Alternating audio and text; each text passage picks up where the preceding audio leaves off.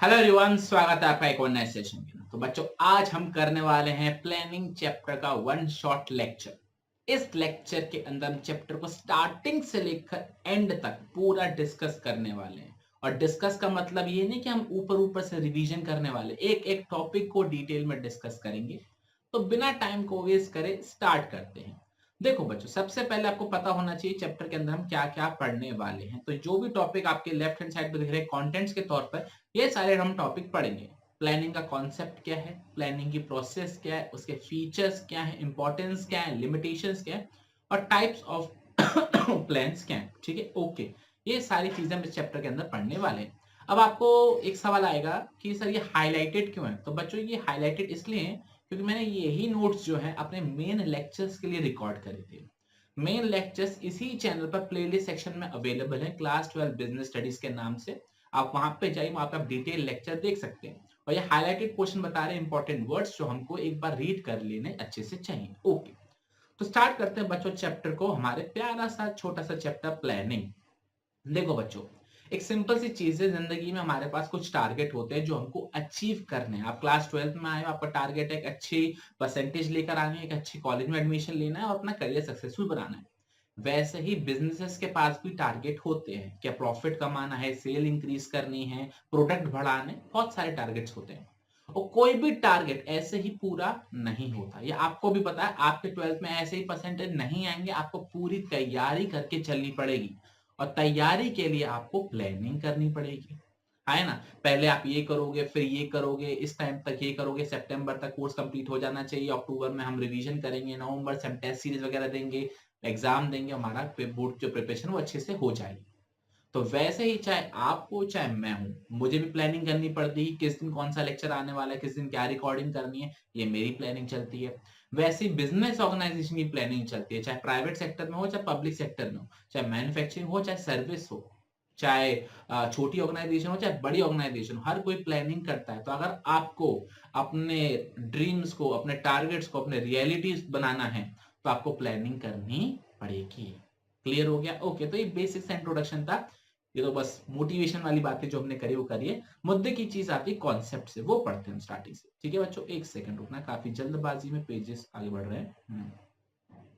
Concept क्या planning है बच्चों? प्लानिंग का कॉन्सेप्ट सिर्फ वन लाइन का है, क्या करना है और कैसे करना है। Planning means what to do and how to do, बस इतना सा समझ लो। अगर आपने ये क्रैक कर लिया तो आपने प्लानिंग कर ली। क्या करना है और कैसे करना है।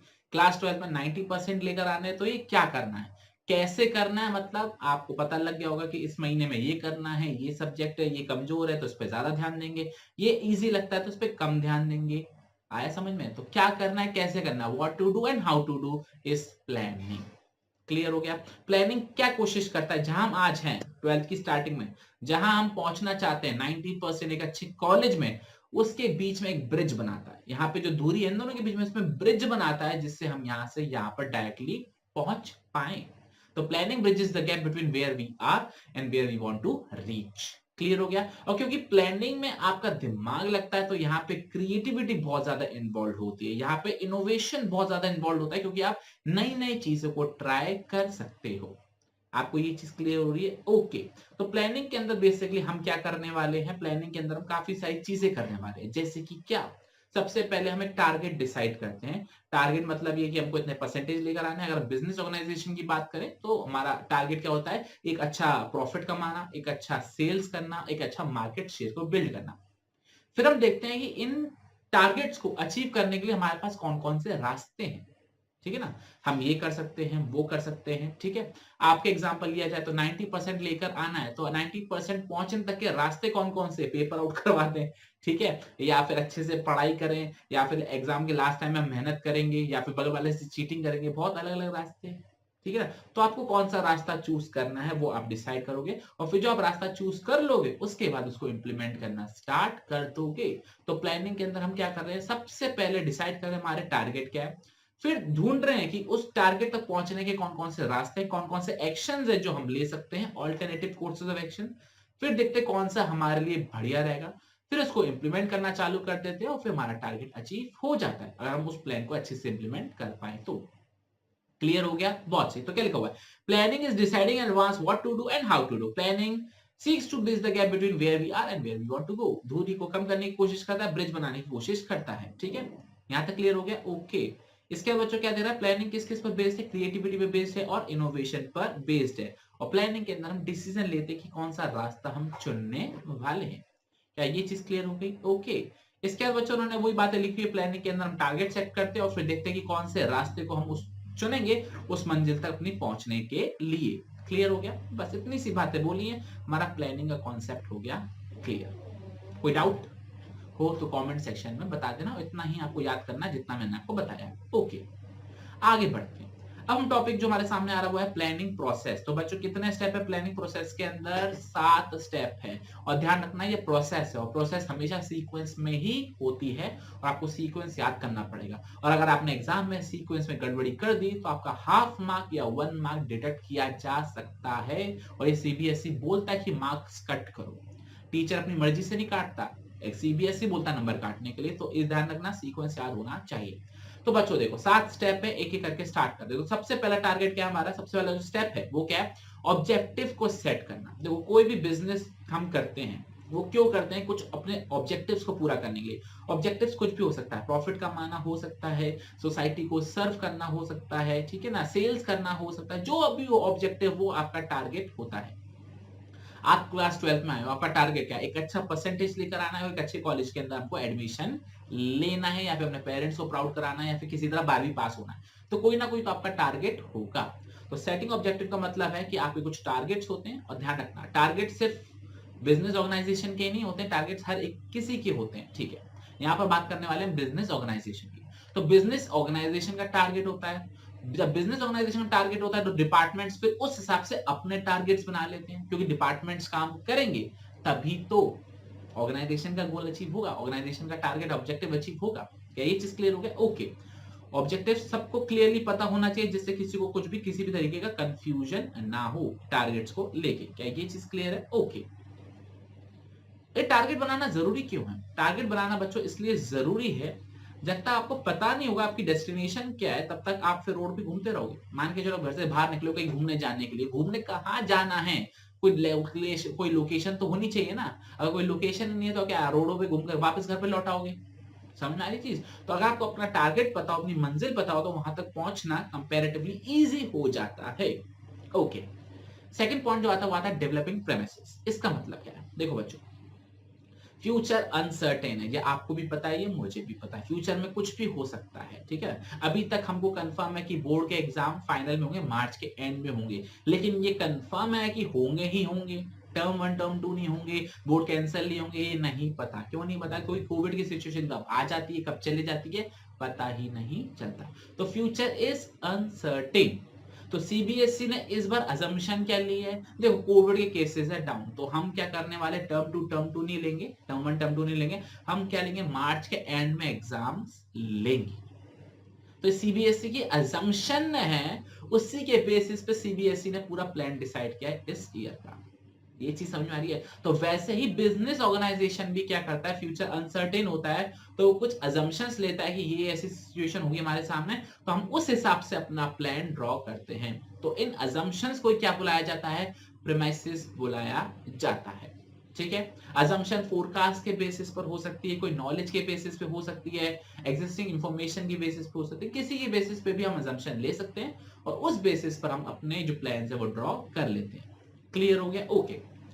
थर्ड जो हमारे सामने प्रोसेस का पॉइंट है वो क्या है, identifying alternative courses of action. इसका मतलब क्या होता है बच्चों? देखो सिंपल सी बात है, कोई भी काम करने के बहुत सारे तरीके हो सकते हैं, हाँ है ना, बिल्कुल सही। तो हमको हर एक तरीका पता होना चाहिए कि वो काम कैसे किया जा सकता है, ठीक है ना, उससे हम बाद में इवेल्युएट कर पाएंगे हमारे लिए कौन सा बेहतर है। तो सबसे पहले हम फाइंड आउट करेंगे कि कोई भी काम करने के लिए कौन कौन से तरीके हैं जो हमारे पास अवेलेबल हैं। ठीक है, थर्ड स्टेप क्या है, रास्ते ढूंढो, कौन कौन से एक्शन जो हम ले सकते हैं जिससे हमारा टारगेट अचीव हो सकता है। उसके बाद ढूंढने के बाद हम क्या करने वाले हैं, इवेल्युएट करेंगे हर एक को। कैसे इवेल्युएट करेंगे, हर एक का पॉजिटिव देखेंगे, हर एक का नेगेटिव देखेंगे, हर एक से देखेंगे हमको क्या क्या फायदा मिलने वाला है, क्या क्या नुकसान मिलने वाला है। यहाँ तक क्लियर हो गया? हर एक का पॉजिटिव हर एक का नेगेटिव का हम चेक करने वाले हैं डिटेल में, थॉरोली एनालिसिस करके। उसके बाद फिफ्थ स्टेप में हम क्या करने वाले हैं, सेलेक्ट करेंगे एक ऑल्टरनेटिव को। ऑल्टरनेटिव मतलब जो हमारे रास्ते ढूंढे थे ना, उसमें से कौन सा बेस्ट है। तो कौन से बेस्ट को चुनेंगे, उस बेस्ट को चुनेंगे जो सबसे ज्यादा प्रॉफिटेबल होगा, सबसे ज्यादा हमारे लिए फीजिबल होगा, कंफर्टेबल होगा, और जिससे कम से कम नेगेटिव चांसेस होंगे हमको खराब होने के, उसको हम चुनेंगे। और कभी कभी हो सकता है कि आप एक प्लान ना चुनो, दो प्लान ना चुनो, आप दोनों का मिक्सचर चुनो, ठीक है। वो ना एक से भले दो, तो दो प्लान को भी आप चुन सकते हो in case of one best, ठीक है। और एक चीज और, हमेशा ये प्लानिंग करते समय कैलकुलेशन नहीं होती है। कुछ कुछ जगहों पर इंट्यूशन, कुछ कुछ जगह पे जजमेंट, एक्सपीरियंस भी काम आता है। तो मैनेजर कभी कभी कैलकुलेशन की जगह पर अपना एक्सपीरियंस भी यूज कर सकता है। ये चीज क्लियर हो गया, ओके। उसके बाद बच्चों स्टेप आता है हमारा इम्प्लीमेंटेशन ऑफ प्लान। आपने सेलेक्ट कर लिया कि अच्छा, एक चीज और मैं बताना रह गया, ये सेलेक्टिंग एन ऑल्टरनेटिव का 1 मार्क का क्वेश्चन आ सकता है। लिखा हुआ ना ये, एक सेकेंड, सेलेक्टिंग एन ऑल्टरनेटिव में देखो बच्चों ये लिखा हुआ है real point of decision making, लिखा हुआ ना real point of decision making. ये 1 नंबर का क्वेश्चन आ चुका है। Which step of planning process is the point of real decision making? तो आपको बताना है सेलेक्टिंग एन ऑल्टरनेटिव, क्योंकि यहाँ पे आपने डिसीजन लिया है कि हम कौन से रास्ते को चुनेंगे, ठीक है। इसके बाद हमारा 6 पॉइंट आता है इम्प्लीमेंटिंग द प्लान। जो आपने टारगेट डिसाइड कर लिया, सेटिंग ऑब्जेक्टिव, आपने रास्ता डिसाइड कर लिया, अब काम करना चालू कर दो, do what is required. Clear हो गया। और फिर 7 पॉइंट क्या बोलता है, फॉलो अप करो। फॉलो अप का मतलब यहाँ पर क्या होता है कि जैसा आपने सोचा था वैसा हो रहा है कि नहीं हो रहा। कुछ लोग क्या करते हैं, फॉलो अप करते हैं एकदम एंड में, काम कंप्लीट होने के बाद, और काम कंप्लीट होने के बाद फॉलो अप करते हैं, और अगर काम नहीं हुआ तो फिर से काम दोबारा होता है।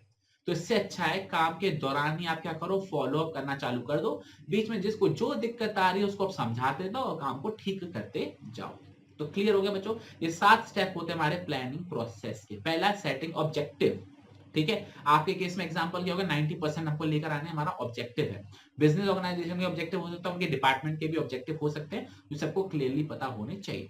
सेकंड होता है हमारा डेवलपिंग प्रीमाइसेस। फ्यूचर अनसर्टेन है, ठीक है, हम प्रिडिक्ट नहीं कर सकते, तो we have to make certain assumption, ठीक है। अजम्पशन को प्रीमिसेस बोलते हैं। तो मैनेजर जो प्लान बनाते हैं वो अजम्पशन के बेस पर होते हैं। थर्ड होता है identifying alternative courses of action. हमको हर एक ऑल्टरनेटिव ढूंढना है जिससे वो काम को किया जा सकता है। उसके बाद स्टेप आता है हमारा और evaluating alternative courses of action, जिसके अंदर हम ये देखते हैं कि सबके पॉजिटिव क्या है, सबके नेगेटिव क्या है। उसके बाद नेक्स्ट स्टेप में हम सेलेक्ट करते हैं कौन सा हमारे लिए बेस्ट रहेगा। उसके बाद हम इम्प्लीमेंट करेंगे, फिर हम फॉलो अप करेंगे। आई होप ये चीज क्लियर हो गई होगी आपको, ओके। इसके बाद बच्चों हमारा जो नेक्स्ट टॉपिक आता है वो है हमारा फीचर्स ऑफ प्लानिंग। और याद करने का तरीका मैंने आपको हाईलाइट करके दिया हुआ है, DCP of MP, DCP of MP. ये तो याद करने का तरीका, लेकिन हम एक एक करके सीक्वेंस पर डिस्कस करते हैं। पहला पॉइंट क्या है, planning focuses on achieving objectives. देखो बच्चों, सबसे प्लानिंग प्रोसेस का हमारा टारगेट ही क्या होता है, सेटिंग ऑब्जेक्टिव्स। हमको अपने टारगेट सेट करने, अपने हमको गोल सेट करने जो हमको अचीव करने हैं। तो प्लानिंग किस चीज पे फोकस करता है, ऑब्जेक्टिव्स को अचीव करने पर फोकस करता है। और एक बात बताओ, अगर प्लानिंग करने से ऑब्जेक्टिव अचीव ही नहीं हो रहे हैं तो प्लानिंग करने का फायदा ही क्या है। तो प्लानिंग किस पर फोकस करता है, ऑब्जेक्टिव्स को अचीव करने पर फोकस करता है। क्या आपको ये पॉइंट क्लियर हो गया, ओके। बच्चों सेकंड पॉइंट आ गया था, planning is the primary function of management. अब देखो बच्चों, हमने चैप्टर 1 की पहली डेफिनेशन पढ़ी थी, management is a process of getting things done with the aim of achieving goals effectively and efficiently. तो यहाँ पर प्रोसेस वर्ड को समझाया था हमने, इफेक्टिव वर्ड को समझाया था, इफेक्टिवली वर्ड को समझाया था। तो प्रोसेस क्या था, functions of management, planning, organising, staffing, directing, controlling. तो प्लानिंग क्या है, पांचों मैनेजमेंट फंक्शन का सबसे पहला फंक्शन है। और प्लान जो हम बनाते हैं उसी के बेसिस पर बाकी सारे फंक्शंस होते हैं। प्लान के बेसिस पे हम चीजों को ऑर्गेनाइज करेंगे, लोगों को स्टाफ करेंगे, फिर लोगों को डायरेक्ट करेंगे कैसा काम करना है, और फिर बाद में उसी को कंट्रोल करेंगे। तो planning is the primary function of management. All other functions of management are based on planning, they will be done according to the plan which have made. Clear हो गया, ओके। थर्ड जो हमारा आता है वो है क्या है, प्लानिंग इज परवेसिव। देखो बच्चों, परवेसिव का मतलब आपको पता होना चाहिए, यूनिवर्सल, हर जगह। तो प्लानिंग हर जगह लगती है, पूरी ऑर्गेनाइजेशन के, चाहे आपके अलग अलग डिपार्टमेंट हो, हर एक डिपार्टमेंट में प्लानिंग होती है, अलग अलग लेवल पर होती है, डिपार्टमेंट पे प्लानिंग होती है। इसके अलावा हर एक ऑर्गेनाइजेशन में प्लानिंग होती है, ठीक है ना। चाहे बिजनेस ऑर्गेनाइजेशन हो, चाहे नॉन बिजनेस ऑर्गेनाइजेशन हो, चाहे घर हो, चाहे कोई मंदिर हो, हर जगह प्लानिंग करी जाती है। क्लियर हो गया। यहाँ पे आपको सिर्फ लेवल्स के बारे में बात करिए, डिफरेंट डिपार्टमेंट्स के बारे में बात करिए कि हर एक लेवल पे टॉप, मिडल और सुपरवाइजरी, या फिर हर एक डिपार्टमेंट में आपकी क्या होती है, प्लानिंग करी जाती है। बट हाँ, इतने चीज को आपको ध्यान रखना, हर कोई प्लानिंग इक्वल नहीं करता है। टॉप मैनेजमेंट पूरी ऑर्गेनाइजेशन के लिए प्लानिंग करता है, डिपार्टमेंट वाला पूरे डिपार्टमेंट के लिए करता है, सुपरवाइजर पूरे वर्कर्स के लिए करता है। तो डिपेंडिंग अपॉन द पोजीशन आपकी प्लानिंग का जो स्कोप है उतना ही होता है। आप जितने ऊंचे लेवल पर होगे आपकी प्लानिंग उतनी बड़ी होगी, और जितने छोटे लेवल पर होगे आपकी प्लानिंग उतनी छोटी होगी। क्लियर हो गया? ओके। जो हमारी फोर्थ फीचर आता है हमारा प्लानिंग का, वो क्या है? Planning is continuous. देखो बच्चों, अभी आप क्लास 12 के लिए कर रहे हो प्लानिंग, उसके बाद आप क्या करोगे? कॉलेज की प्लानिंग करोगे, कॉलेज के बाद करियर की प्लानिंग करोगे, करियर के बाद शादी की प्लानिंग करोगे, शादी के बाद बच्चों की प्लानिंग करोगे, उसके बाद बच्चों की पढ़ाई की प्लानिंग करोगे, उसके बाद बच्चों के कॉलेज की प्लानिंग करोगे, उसके बाद बच्चों की शादी की। तो मतलब ये सर्कल चलता रहेगा। तो प्लानिंग कंटिन्यूस चलती रहती है। वैसी ऑर्गेनाइजेशन के अंदर भी प्लानिंग चलती रहती है। पहले हम इस महीने की प्लानिंग करते हैं, या इस क्वार्टरली की प्लानिंग करते हैं, हाफ ईयरली करते हैं, एनुअली करते हैं, फिर खत्म हो गया टाइम पीरियड, फिर नया प्लान बनता है, नई सिचुएशन नया प्लान। समझ में आ रहा है? तो प्लानिंग एक टाइम पीरियड के लिए बनाई जाती है, वो टाइम पीरियड खत्म, एक नई सिचुएशन हमारे सामने आती है, उसके नए प्लान बनते हैं। तो ये जो सीरीज है वो चलती रहती है, लूप में घूमती रहती है। क्लियर हो गया? इसलिए प्लानिंग कंटिन्यूस है। Planning is futuristic. ये पॉइंट पढ़ते ही मुझे हंसी आती है। भैया प्लान फ्यूचर के लिए हम बनाते हैं, पास्ट के लिए और प्रेजेंट के लिए हम नहीं बनाते हैं। तो प्लानिंग इज फ्यूचरिस्टिक, जो फ्यूचर में हमको इवेंट अचीव करने हैं उनके लिए बनाया जाता है। इसलिए तो प्लानिंग को फॉरवर्ड लुकिंग भी बोला जाता है। और प्लानिंग किस पर बेस्ड होती है? हमारी फोरकास्टिंग पर बेस्ड होती है। क्लियर हो गया? सिंपल सा पॉइंट था। इसके बाद हमारा दो फीचर्स और आते हैं, वो क्या क्या है? Planning involves decision making. देखो बच्चों, हमने एक पॉइंट पढ़ा था, सेलेक्टिंग एन ऑल्टरनेटिव, पढ़ा था नहीं? क्या है सेलेक्टिंग एन ऑल्टरनेटिव? कि हम वो बेस्ट मेथड चुनते हैं जो सबसे ज्यादा प्रॉफिटेबल होता है, सबसे ज्यादा फीजिबल होता है, और लेस जिसके नेगेटिव कॉन्सिक्वेंसेस होते हैं। यही पढ़ा था हमने। तो हम यहाँ पर क्या कर रहे हैं? डिसीजन ले रहे हैं प्लानिंग के अंदर कि हम कौन सा कोर्स ऑफ एक्शन है हम फॉलो करने वाले। पहले हम आइडेंटिफाई करते हैं कौन कौन से रास्ते हैं जिनसे हम अपने टारगेट्स को अचीव कर सकते हैं। उसके बाद हर एक को इवेल्युएट करते हैं कि सबके पॉजिटिव सबके नेगेटिव देखते हैं। उसके बाद हम डिसीजन लेते हैं कि कौन सा हम चुनेंगे। तो प्लानिंग के अंदर हम क्या करते हैं? डिसीजन लेते हैं। यही चीज यहाँ पर लिखी हुई है, आप एक बार रीड कर लेना, मजा आ जाएगा। और लास्ट पॉइंट क्या बच्चों? Planning is a mental exercise. देखो प्लानिंग है ना, भागा दौड़ी करके नहीं करी जाती, कसरत करके नहीं करी जाती है। प्लानिंग दिमाग से करी जाती है, मेंटल एक्सरसाइज है। इसके अंदर क्या क्या चीजें इन्वॉल्व होती है? फोर्स साइड, आप कितना दूर तक देख सकते हो, इंटेलिजेंट इमेजिनेशन, क्या कौन सी सिचुएशन हमारे सामने आ सकती है, और जजमेंट कि किस सिचुएशन में क्या क्या हो सकता है। ये सारी चीजें होती है। इसके अंदर हम सिस्टमैटिक और लॉजिक थिंकिंग करते हैं। ध्यान रखना, प्लानिंग के अंदर कोई भी गेस वर्क या फिर विजुअल थिंकिंग नहीं होती है। प्रॉपर सिस्टमैटिक वे में लॉजिकली थिंकिंग हम करते हैं। क्लियर हो रहा है आपको? तो ये है बच्चों हमारे features of planning. I hope आपको समझ में आ गए होंगे। पहला पॉइंट क्या था हमारा प्लानिंग के फीचर्स का? सबसे पहला, अच्छा याद करने का तरीका मैंने आपको बताया, डीसीपी ऑफ एमपी। ठीक है, तो इसी के हिसाब से हम रिवाइज करेंगे। डी का मतलब क्या होता है? Planning involve decision making, selecting alternative, याद आ गया? क्लियर। सी मतलब कंटिन्यूअस प्रोसेस, एक प्लान एक टाइम के लिए बनाया जाता है, टाइम खत्म, प्लान खत्म, नया टाइम नया प्लान। पी मतलब ऑल परवेसिव, हर एक ऑर्गेनाइजेशन के अंदर, हर एक लेवल के अंदर, हर एक डिपार्टमेंट के अंदर। ओ मतलब objective, planning focus on achieving objective. ना करे तो फिर प्लानिंग करना ही खराब हो जाता है। S stand for futuristic, planning हम फ्यूचर इवेंट्स के लिए करे जाते हैं, प्लानिंग फॉरवर्ड लुकिंग होता है। एम मतलब मेंटल एक्सरसाइज, के अंदर फोरसाइट, इंटेलिजेंट इमेजिनेशन, जजमेंट होता है। इसके अंदर हम लॉजिकल सिस्टमैटिक थिंकिंग करते हैं, गैस वर्क विजुअल थिंकिंग नहीं करते हैं। और P stand for primary function of management, जिसका मतलब क्या होता है कि प्लानिंग जो है सबसे पहला फंक्शन है, इसके बाद सारे फंक्शन उस पर ही टिके हुए होते हैं। क्लियर हो गया? बहुत सही।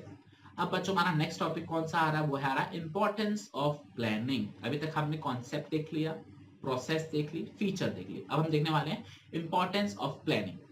प्लानिंग इंपॉर्टेंस याद करने का तरीका क्या है? डॉक्टर सोधी, एस डॉक्टर DRSODI, पहले हम ऐसे याद करेंगे और फिर रिवाइज करेंगे। देखो बच्चों, सबसे पहला प्लानिंग प्रोवाइड्स डायरेक्शन।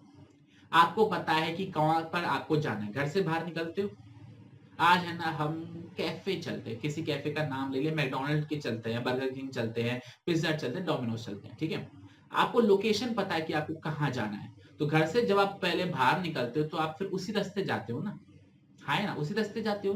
तो जब आपको पहले से ही पता है आपके टारगेट्स क्या हैं, आपको पहले से ही पता है कि कौन कौन से एक्शंस करने हैं, तो मुझे एक बात बताओ, क्या फिर उसी डायरेक्शन में काम करोगे या फिर सोचोगे कि क्या करना है?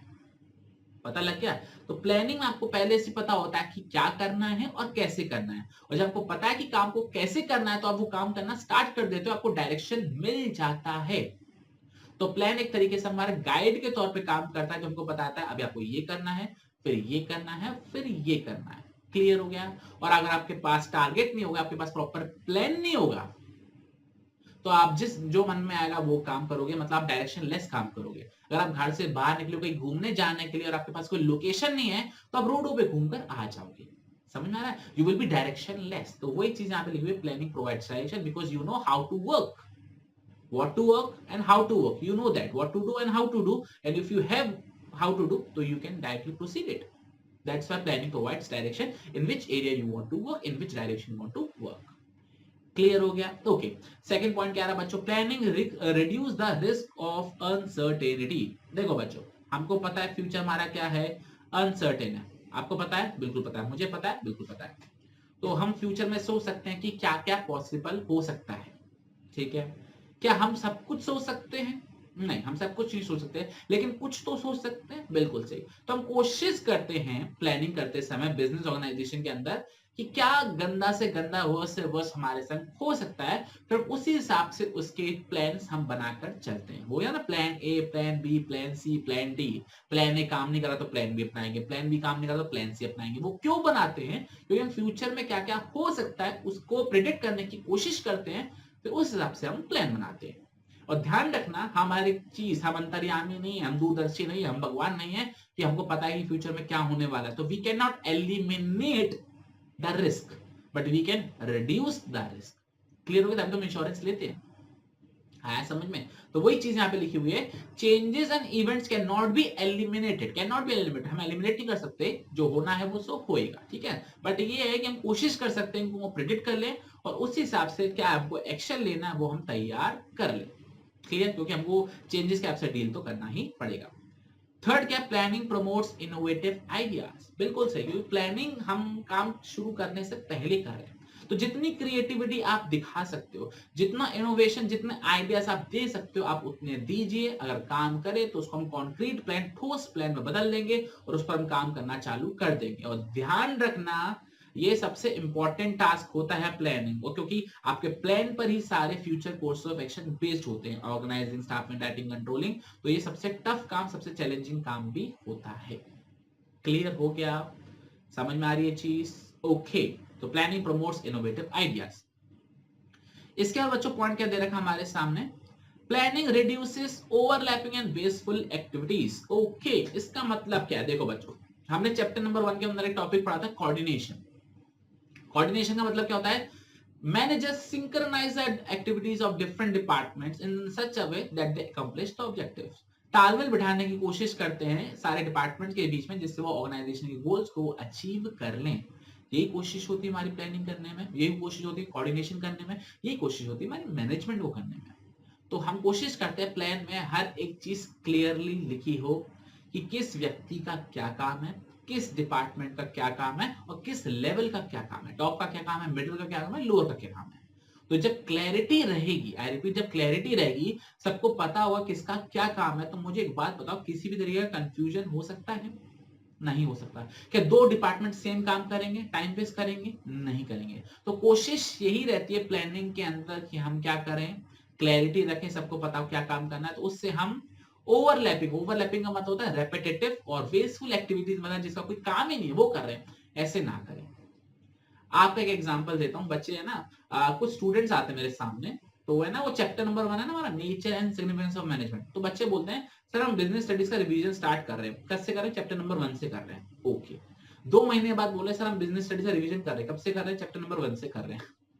मतलब चैप्टर 1 वो 15 बार पढ़ लेते हैं, बाकी दूसरा चैप्टर वो 10 बार पढ़ेंगे, और जो हमारा चौथा चैप्टर होगा एक बार भी नहीं पढ़ेंगे।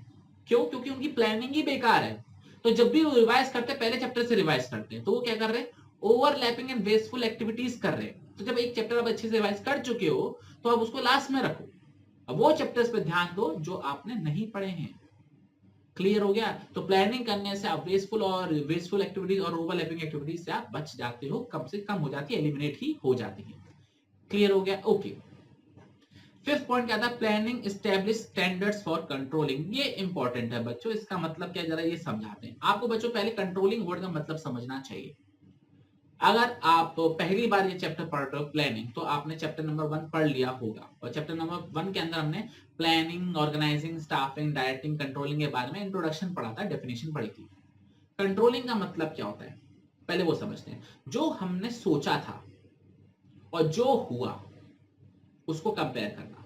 जो हमने सोचा था और जो हुआ उसको कंपेयर करना, और ये देखना कि जो हमने सोचा था वो हुआ कि नहीं हुआ, जैसा हमने प्लान किया था वैसे काम हुआ कि नहीं हुआ।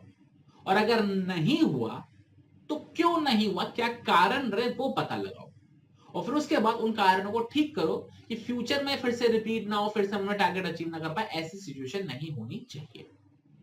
तो कंट्रोलिंग करने के लिए पहला स्टेप क्या है, जो हमने सोचा था वैसा हुआ कि नहीं हुआ। तो जो हमने सोचा था, जो सोचा था मतलब जो प्लान बनाए थे वैसा हमारा काम हुआ कि नहीं हुआ। तो कंट्रोलिंग करने के लिए सबसे पहले हमारे पास प्लान होना चाहिए, तभी हम कंपेयर कर पाएंगे, तभी हम कारण ढूंढ पाएंगे, तभी उसे ठीक कर पाएंगे। तो कंट्रोलिंग करने के लिए जो स्टैंडर्ड्स बनाते हैं, जो बेंचमार्क्स बनाते हैं, वो प्लानिंग बनाता है, तभी हम करेक्टिव एक्शन फ्यूचर में ले पाएंगे और जिससे हम अपने काम को ठीक कर पाएंगे। क्लियर हो गया बच्चों आपको पॉइंट अच्छे से? पक्का रीड कर लेना, वही बातें यहाँ पर लिखी हुई है। क्या लिखा हुआ है, प्लानिंग प्रोवाइड्स द गोल्स और standards against which actual performance is measured. Planning हमको गोल्स विदाउट स्टैंडर्ड देता है, जिसके कंपैरिजन में जो हमने काम किया उसको कंपेयर करते हैं, डेविएशन को फाइंड आउट करते हैं, उसको ठीक करने की कोशिश करते हैं और अपने गोल्स को अचीव कर लेते हैं। तो प्लानिंग करने से ही हम कंट्रोलिंग कर पाते हैं। क्लियर हो गया? बहुत सही। और बच्चों लास्ट पॉइंट आता है हमारा कौन सा, प्लानिंग फैसिलिटेट डिसीजन मेकिंग। वो सेलेक्टिंग एन ऑल्टरनेटिव, पहले आइडेंटिफाई करो कौन कौन से रास्ते काम को करने के लिए, उसके बाद हर एक के पॉजिटिव और नेगेटिव को देखो, उसके बाद आप क्या करोगे, सेलेक्ट करोगे। तो वही लिखा हुआ प्लानिंग हमको डिसीजन लेने में मदद करता है। और वो हम कौन सा सेलेक्ट करते हैं ऑल्टरनेटिव, जो सबसे ज्यादा प्रॉफिटेबल है, सबसे ज्यादा फीजिबल है और लीस्ट नेगेटिव कॉन्सिक्वेंस वाला है। क्लियर हो गया? बहुत सही। तो बच्चों ये था हमारा importance of planning, doctor Sodhi. D stand for planning involves the planning, हमारा ओके फैसिलिटेट्स डिसीजन मेकिंग, ठीक है। आर का क्या था, reduces the risk of uncertainty. S मतलब standards for controlling. O stand for overlapping and wasteful activities को reduce करता है। D stand for planning provides direction, और I stand for planning promotes innovative ideas. I hope बच्चों आपको ये point अच्छे से क्लियर हो गया होगा। अब बच्चों हम बात करने वाले हैं लिमिटेशंस ऑफ प्लानिंग के बारे में। बिल्कुल सही, लिमिटेशंस ऑफ प्लानिंग, कि प्लानिंग करने में कुछ खामियां भी रह जाती हैं, वो अच्छे से रिवाइज करेंगे। और इसको याद करने का तरीका क्या है, डॉक्टर टीसीएस, और यहाँ पे सी 2 बार है तो मेरे सी स्क्वायर लिखा हुआ है, तो डॉक्टर टीसीएस कैसे है पढ़ते हैं।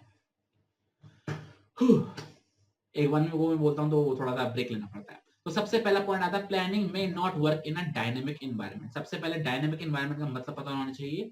पहले बात है एनवायरनमेंट क्या, वातावरण। चैप्टर नंबर 3 पढ़ा है बिजनेस एनवायरनमेंट, हमारे आसपास की सराउंडिंग्स। हमको पता है बिजनेस एनवायरनमेंट डायनेमिक होता है, हर पल बदलता रहता है और फ्यूचर को प्रिडिक्ट नहीं कर सकते हैं।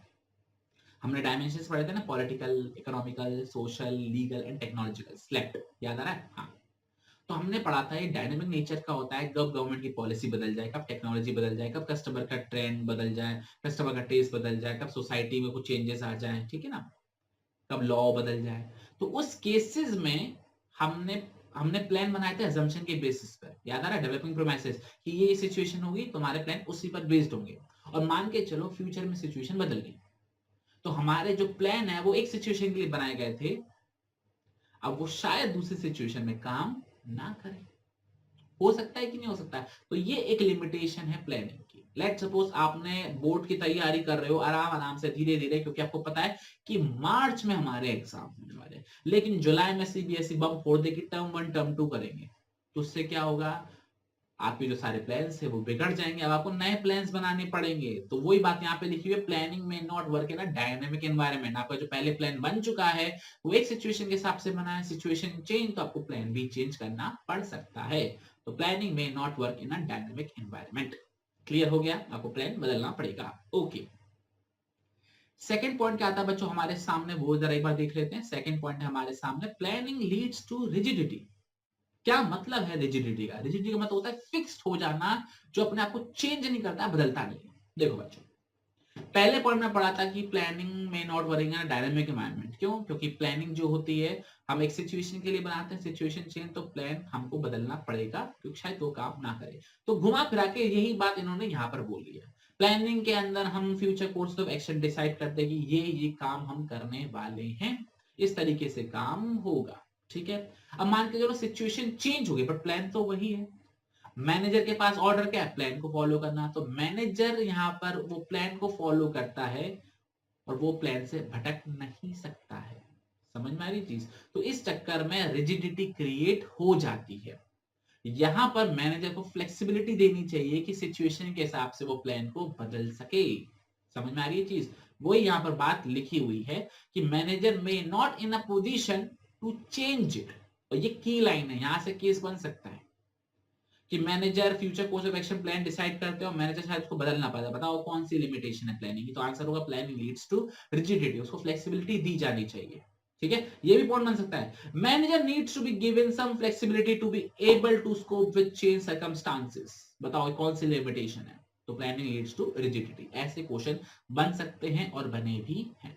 मैं हूंगा तो जरूर बनाऊंगा। ओके, थर्ड जो लिमिटेशन आ रही है बच्चों हमारे सामने, वो है प्लानिंग रिड्यूसेस क्रिएटिविटी।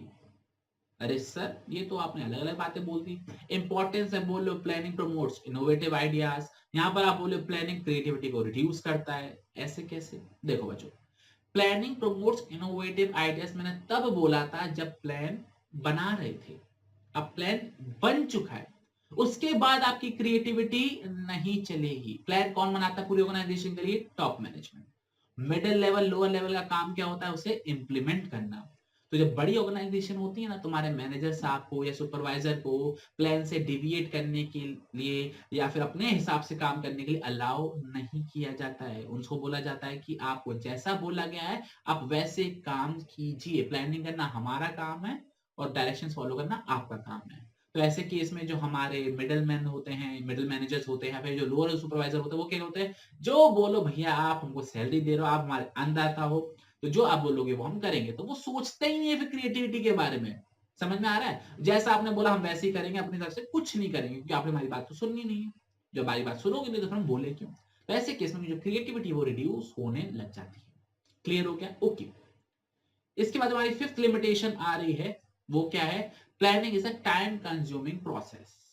क्योंकि प्लानिंग करने में बहुत ज्यादा टाइम लगता है। ये हमारे लेवल, छोटे लेवल की प्लानिंग हो रही है, ये बिजनेस ऑर्गेनाइजेशन के लेवल की प्लानिंग होती है। तो जब ये हम बिजनेस स्टार्ट करते हैं या बिजनेस को एक्सपेंड करते हैं, कुछ नया प्रोडक्ट लेकर आते हैं, तो महीनों महीनों प्लानिंग चलती है, पूरा टाइम लगता है। तो कभी कभी ऐसी भी सिचुएशन आती है कि अपने प्लान बनाने में इतना टाइम लगा दिया कि इंप्लीमेंट करने का तो टाइम बचा ही नहीं। क्लियर हो गया? ओके। इसके बाद बच्चों हमारी जो अगली लिमिटेशन आ रही है वो है planning involve huge cost. Planning में खर्चा बहुत ज्यादा हो जाता है। अब आप बोलोगे सर प्लान बनाने में क्या खर्चा है? कॉपी पेन लो, प्लान बनाना चालू कर दो। बेटा ये आपके लेवल की प्लानिंग है।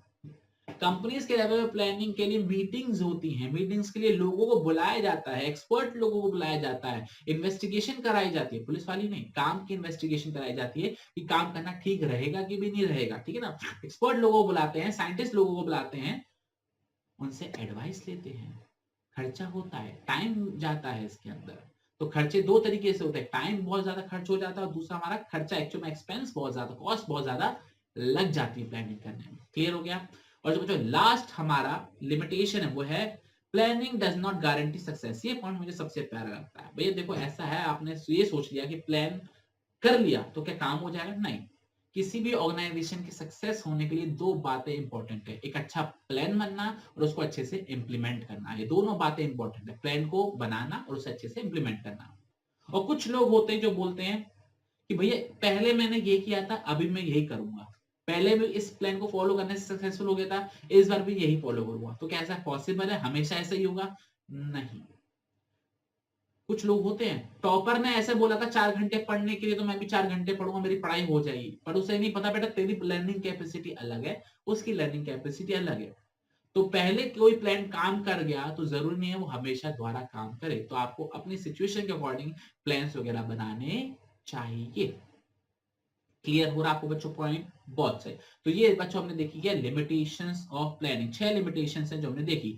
डॉक्टर टीसीएस, सबसे पहला D, planning may not work in a dynamic environment. दूसरा आर, प्लानिंग क्रिएट्स रिजिडिटी। फिर हमारा टीसीएस, सी स्टैंड फॉर, और T stand for time consuming, C stand for cost, C stands for reduces creativity, और S stands for does not guarantee success। Clear हो रहा है बच्चों आपको पॉइंट अच्छे से? बहुत सही। अब बच्चों हम स्टार्ट करने वाले इस चैप्टर का last topic, that is types of plan. और ये टॉपिक कंप्लीट होते ही हमारा चैप्टर भी हो जाएगा कंप्लीट। आई होप बच्चों को हर एक पॉइंट को मैं डिटेल में समझा रहा हूँ, एक एक लाइन दिखा रहा हूँ, रीड नहीं कर रहा हूँ, रीड करने में टाइम वेस्ट होगा अभी वन शॉट लेक्चर के अंदर। आपको डिटेल में समझना है तो आप कहां पर जाइए, प्लेलिस्ट सेक्शन में जाइए और चैप्टर को देखिए। चैप्टर सिर्फ 2 घंटे के अंदर समझाया है डिटेल में। ये एक फास्ट रिवीजन है, फास्ट डिटेल एक्सप्लेनेशन है, लेकिन डिटेल में आपको लाइन बाय रीड करनी है, समझना है, तो आप जाइए। सिर्फ 2 घंटे का काम है। 12 बजे बैठो, 2 बजे तक चैप्टर कंप्लीट। 2 बजे बैठो, 4 बजे तक चैप्टर कंप्लीट। रात को 10 बजे बैठो, 12 बजे तक चैप्टर कंप्लीट। पता भी नहीं चलेगा चैप्टर कब कंप्लीट हो जाएगा। तो 2 घंटे लगाइए, चैप्टर कंप्लीट कीजिए। वीडियो पसंद आए तो लाइक कीजिए, दोस्तों के साथ इसको शेयर कीजिए। चैनल पर नए हो तो उसको सब्सक्राइब कीजिए। ये हो गया हमारा प्रमोशन। अब बात करते हैं टाइप्स ऑफ प्लान पर। देखो बच्चों, सबसे पहले टाइम के हिसाब से हमारे 2 टाइप के प्लान होते हैं। एक होता है हमारा सिंगल यूज प्लान और दूसरा होता है हमारा स्टैंडिंग प्लान। लिखा हो ना, सिंगल यूज प्लान, और दूसरा क्या होता है हमारा स्टैंडिंग। क्या हो रहा है बेटा? हाँ, पहला क्या होता है हमारा सिंगल यूज प्लान और दूसरा होता है हमारा standing plan. Single use plan नाम से पता लग रहा है एक सिंगल इवेंट के लिए, सिंगल प्रोजेक्ट के लिए, सिंगल पर्पस के लिए बनाया जाता है। वो सिंगल पर्पस या सिंगल इवेंट एक दिन का भी हो सकता है, एक हफ्ते का भी हो सकता है, या फिर एक महीने का भी हो सकता है। ठीक है, ये चीज समझ में आ रही है? दूसरा होता है हमारा स्टैंडिंग प्लान। स्टैंडिंग प्लान का मतलब क्या होता है? वो प्लान जो रेगुलर बेसिस पे, रेपिटेटिव बेसिस पे हमारी ऑर्गेनाइजेशन के अंदर चलता रहता है। ठीक है, जैसे आप स्कूल को ले लो। स्कूल का प्लान क्या होता है? अप्रैल में हमारे स्कूल खुलेंगे, कहीं पे मार्च एंड में भी स्कूल खुल जाते हैं। 15 मई तक स्कूल चलेगा, उसके बाद समर वेकेशन हो जाएंगे। जून एंड में, जुलाई के फर्स्ट वीक में स्कूल स्टार्ट हो जाएगा। उसके बाद हमारे अगस्त एंड सितंबर फर्स्ट वीक में फर्स्ट टर्म के एग्जाम्स होंगे, मिड टर्म्स होंगे। उसके बाद दिवाली ब्रेक आएगी, उसके बाद विंटर ब्रेक आएगी, उसके बाद हमारे फाइनल एग्जाम होंगे। ये आपको भी पता है, मुझे भी पता है, हर एक को पता है ये चीज। तो ये क्या होता है? ये स्टैंडिंग प्लान होता है जो किसी भी ऑर्गेनाइजेशन के फंक्शंस को स्मूथली बनाने के लिए बनाया जाता है। क्लियर हो रही है आपको ये चीज? ओके। और जो हमारा सिंगल यूज प्लान होता है वो नॉन रेपिटेटिव या फिर नॉन रिकरिंग नेचर के लिए कराया जाता है। क्लियर हो गया? ओके। अब इसी को उन्होंने फर्दर क्लासिफाई किया कि सिंगल यूज प्लान हमारे बजट होते हैं, प्रोग्राम होते हैं, प्रोजेक्ट होते हैं, और स्टैंडिंग प्लान हमारे पॉलिसीज, प्रोसीजर, मेथड, रूल होते हैं। अब एक एक करके सारे को हम डिस्कस कर लेते हैं। तो 8 प्लान्स है जो हमको पढ़ने हैं। पहला ऑब्जेक्टिव, दूसरा स्ट्रेटेजी, तीसरा पॉलिसी, चौथा प्रोसीजर, पांचवा मेथड, छठा रूल, सातवां प्रोग्राम और आठवां बजट। ऐसे आपको याद करने हैं। 4 बार पढ़ोगे आपको याद हो जाएंगे। सबसे पहले बात करते हैं ऑब्जेक्टिव। सर फिर से ऑब्जेक्टिव आ गया बच्चों? ऑब्जेक्टिव ही तो प्लानिंग है। क्या हमको अचीव करना है, इसी को हम क्या बुलाते हैं? ऑब्जेक्टिव। वो एंड रिजल्ट, वो कैसे हम अचीव करना चाहते हैं, वो क्या अचीव करना चाहते हैं, उसको हम क्या बुलाते हैं? ऑब्जेक्टिव। ये हो सकता है 10% सेल इंक्रीज करना हो, ये हो सकता है 20% प्रॉफिट इंक्रीज करना हो, कुछ भी हो सकता है। और ये ऑर्गेनाइजेशन के गोल्स कौन बनाता है, ऑर्गेनाइजेशन का ऑब्जेक्टिव कौन बनाता है? हमारा टॉप मैनेजमेंट। और उसी बेसिस पर सारे डिपार्टमेंट्स के अपने अपने ऑब्जेक्टिव बनते हैं। क्या बच्चों ये पॉइंट क्लियर हो गया? ओके। और यहाँ पे लास्ट बात उन्होंने इंपॉर्टेंट बात बोली है कि ऑब्जेक्टिव्स को जितना नंबर्स में, जितना क्वांटिटी में आप क्लासिफाई करोगे, उतना क्लियर सबको समझ में आएगा। अब ये बोलो हमारे कस्टमर खुश रहने चाहिए, कस्टमर सेटिस्फाई रहने चाहिए, तो ये कौन सा गोल हुआ भैया? आपको नंबर्स में क्लासिफाई करना पड़ेगा चीजों के। हमको प्रॉफिट कमाना है, हमको ये करना है, हमको इतने कस्टमर से बात करनी है, तो पर नंबर्स में जितना ऑब्जेक्टिव हो उतना क्लियर रहता है। क्लियर हो रहा है? ओके। सेकंड बच्चों जो हमारा टाइप ऑफ प्लान आ रहा है वो है स्ट्रेटेजी। स्ट्रेटेजी क्या है? रणनीति क्या है आपकी आगे की? बताइए। आप पॉलिटिकल पार्टी में आपने देखा होगा, आपके आगे की रणनीति क्या, आप कैसे इलेक्शन जीतने वाले हो। तो स्ट्रेटेजी के अंदर बेसिकली हम 3 चीजें देखते हैं। पहला, हमारा लॉन्ग टर्म ऑब्जेक्टिव क्या है। दूसरा, कौन कौन से एक्शंस हमको करने पड़ेंगे वो ऑब्जेक्टिव को अचीव करने के लिए। और तीसरा, कौन कौन सी रिसोर्सेज लगेंगी वो काम को करने के लिए। ठीक है, लॉन्ग टर्म ऑब्जेक्टिव, कौन सा कोर्स ऑफ एक्शन हम करने वाले हैं और कौन कौन से रिसोर्सेज को हमको एलोकेट करना है। तो एक तरीके से कंप्रीहेंसिव प्लान हो जाता है। इसके अंदर हम सारी चीजें इंक्लूड कर लेते हैं कि कौन सा टारगेट कैसे अचीव होगा, कौन कौन सी चीजें हमको फुलफिल करनी पड़ेंगी। एक एग्जांपल यहाँ पे दे रखा है मार्केटिंग स्ट्रेटेजी का, कि किस तरीके से हम अपनी मार्केटिंग स्ट्रेटेजी को बनाएंगे। तो सबसे पहले आपको पता होना चाहिए हमारे कस्टमर कौन है, वो कौन से प्रोडक्ट चाहते हैं, कैसे हम कस्टमर तक प्रोडक्ट पहुंचाएंगे, एडवर्टाइज कैसे करेंगे, प्रोडक्ट की प्राइस कैसे डिसाइड करेंगे। तो ये क्या है, आप डिटेल में पूरी एनालिसिस कर रहे हो, तब जाके आप अपनी मार्केटिंग स्ट्रेटेजी बना रहे हो। और आपकी मार्केटिंग स्ट्रेटेजी का लॉन्ग टर्म गोल क्या है, सेल्स ज्यादा होना। सेल्स करने के लिए ये सारे एक्शंस आप लोगे, है ना। Alternative course of action, price decide करोगे, कैसे पहुंचाना है वो डिसाइड करोगे, एडवर्टाइज कैसे करोगे, ये सारी चीजें, और कितना पैसा कितने रिसोर्सेस इसके अंदर लगेंगे। क्लियर हो गया, ऑब्जेक्टिव एंड स्ट्रेटेजी, बहुत सही। तीसरा, पॉलिसी। सिंपल सी चीज, पॉलिसी क्या है, जनरल स्टेटमेंट है। जनरल स्टेटमेंट का मतलब होता है गाइडलाइंस होती हैं जो आपको फॉलो करनी होती है किसी भी ऑर्गेनाइजेशन के अंदर, कि ये कुछ स्टेप्स हैं, ये आपको फॉलो करने पड़ेंगे, ये कुछ बातें आपको माननी पड़ेगी कोई भी काम करने से पहले। जैसे आपने पॉलिसी बनाई है परचेज पॉलिसी, कि कोई भी सामान खरीदने से पहले आपको कुछ बातों को ध्यान में रखना है। पहला, वो सामान सिर्फ एक के पास है, 10 लोगों के पास है। दूसरा, 10 लोगों के पास है तो कितने लोगों से खरीदना है आपको, एक से खरीदना, दो से खरीदना है, सारे से खरीदना है, ठीक है। तीसरा, प्राइस कंपेयर कीजिए, कौन से से आप वो प्रोडक्ट को खरीदेंगे। उसके बाद वो प्रोडक्ट हमारे पास कैसे आएगा, ठीक है ना, एडवांस पेमेंट कितना होगा, प्री पेमेंट कितना होगा, कितना पोस्ट पेमेंट होगा, ये सारी चीजें आप यहाँ पर डिसाइड करोगे। तो ये क्या है, एक पॉलिसी है परचेज करने की।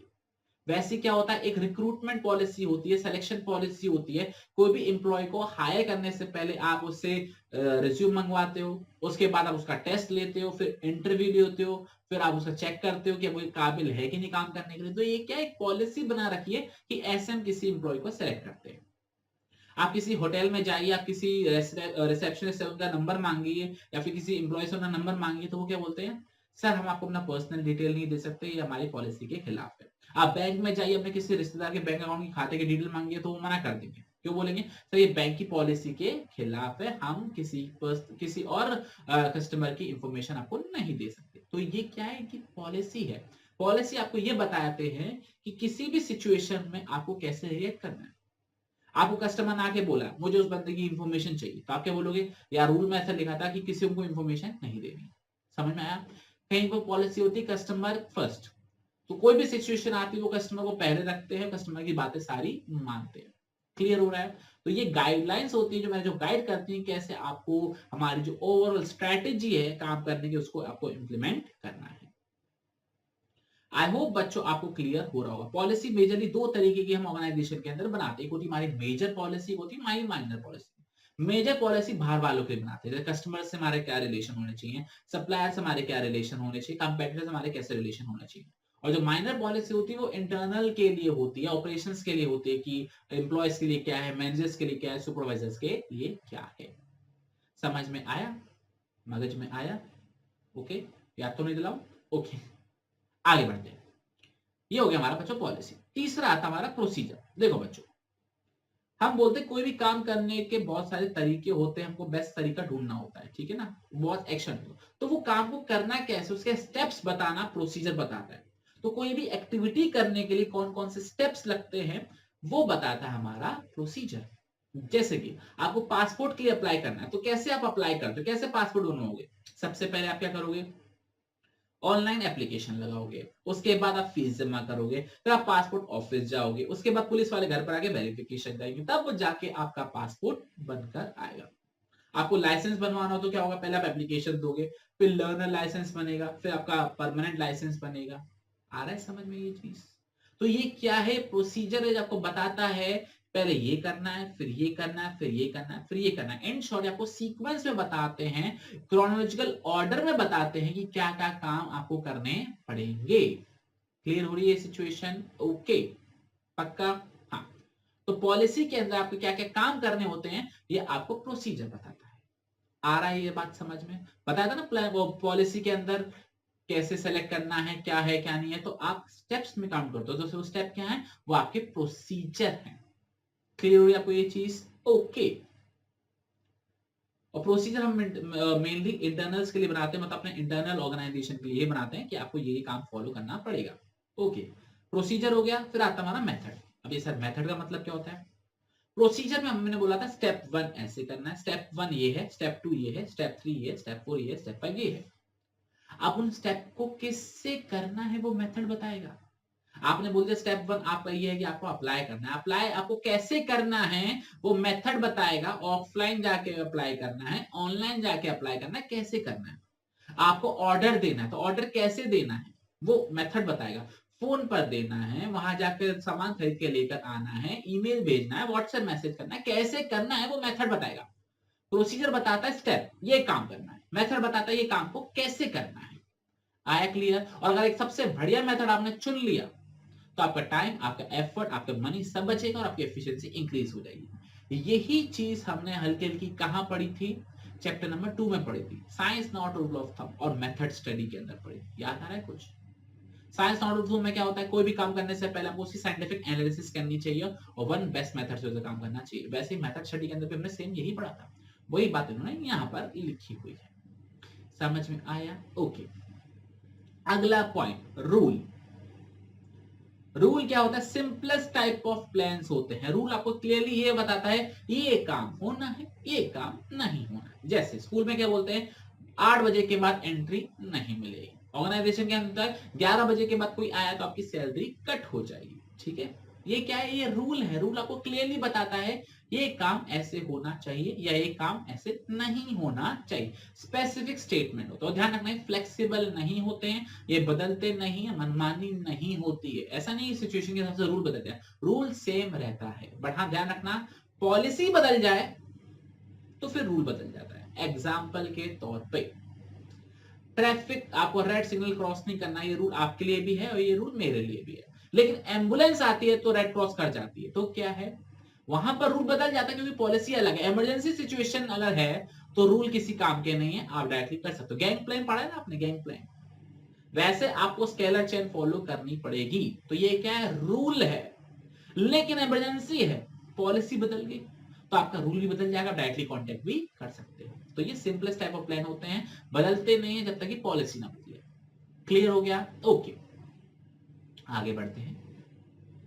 अगला पॉइंट क्या है? प्रोग्राम। प्रोग्राम का मतलब यहाँ पर क्या होता है? कोई भी प्रोजेक्ट, कोई भी इवेंट जो आपको ऑर्गेनाइज करना है और इसके अंदर ही आपके सारे प्लान्स आ जाते हैं। फॉर एग्जांपल आपको स्कूल की फेट ऑर्गेनाइज करनी है तो उसके लिए क्या होगा? सबसे पहले बजट डिसाइड होगा, कितना पैसा लगने वाला है, क्या क्या सारी चीजें होने वाली हैं, क्या प्रोसीजर रहेगा, कैसे ऐसे काम होंगे, रूल्स एंड रेगुलेशन उसके अंदर क्या होंगे, क्या मेथड हमको फॉलो करने पड़ेंगे, क्या हमारा ऑब्जेक्टिव है, क्या हमारी स्ट्रेटेजी रहने वाली है, क्या हमारी पॉलिसी है। तो सारी चीजें एक प्रोग्राम के अंदर आ जाती है। इसके नाम डिटेल में हर एक चीज को डिस्कस करते हैं। That is called programme.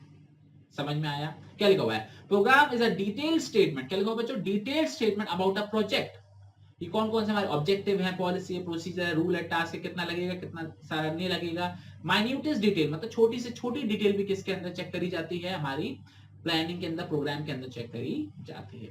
समझ में आ रहा है? Okay, last topic of this chapter. लगभग हमको 48 मिनट्स हो चुके हैं, बस 2 मिनट का टॉपिक और बचा है। 50 मिनट के अंदर हमने चैप्टर को डिटेल में पढ़ लिया और लाइन बाय लाइन पढ़ना तो आपको पता है 2 घंटे आपको इन्वेस्ट करना, आपको चैप्टर कंप्लीट हो जाएगा।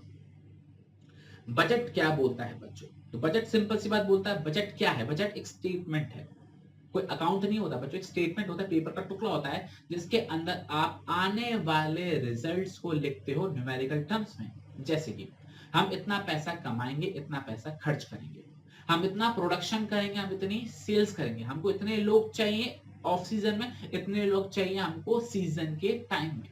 तो बजट आपको हर एक चीज को न्यूमेरिकल टर्म में एक्सप्रेस करता है और आप प्लान बनाते हो उस चीज से। समझ में आया? एग्जाम्पल के तौर पे आपने बजट बनाया 40,000 यूनिट बनानी है, तो 40,000 यूनिट बनाने के लिए कितना रॉ मटेरियल चाहिए होगा, उसका हम अलग बजट बनाएंगे, परचेज बजट। फिर उसका हम प्रोडक्शन बजट बनाएंगे। फिर प्रोडक्शन करते आपको पता है कि कुछ चीजें हमारी खराब भी हो जाती हैं, तो प्रोडक्शन के हिसाब से हमको थोड़ा ज्यादा सामान खरीद के लाना पड़ेगा।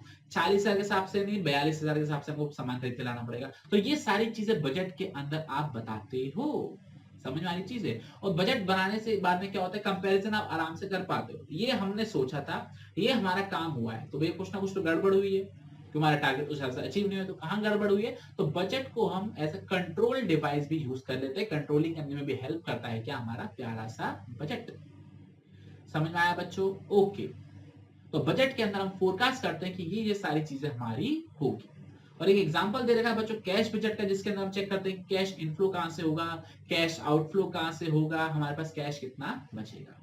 तो बच्चों ये था हमारा प्यारा सा छोटा सा चैप्टर प्लानिंग, जो कि हमने 50 मिनट के अंदर डिटेल में रिवाइज कर लिया। और ये सारे टॉपिक्स हैं बच्चों जो आपको इसके अंदर पढ़ने हैं, और सीबीएसई ने जो सिलेबस दिया है 22-23 का, उसके अंदर सारे टॉपिक्स हैं, आपको सारे के सारे टॉपिक्स पढ़ने हैं। ओके, तो चलिए बच्चों आपसे मुलाकात करेंगे अगले सेशन के अंदर। अभी समय बताओ टाइम कितना हो रहा है, रात के 12 बज रहे हैं, और हमने रात को 12 बजे अपना टॉपिक कंप्लीट किया है। तो आप भी क्या करने वाले हैं, रात को 10 बजे बैठेंगे, 12 बजे तक चैप्टर डिटेल में कंप्लीट कर लेंगे। क्लियर? ओके। तो चलिए बच्चों आपसे मुलाकात करेंगे अगले सेशन में, जिसके अंदर हम अगले चैप्टर का वन शॉट लेक्चर देखेंगे या कोई और लेक्चर देखेंगे। तब तक अपना बहुत ख्याल रखना, पढ़ते रहना, रिवाइज करना, and make your parents proud. जय हिंद, जय भारत।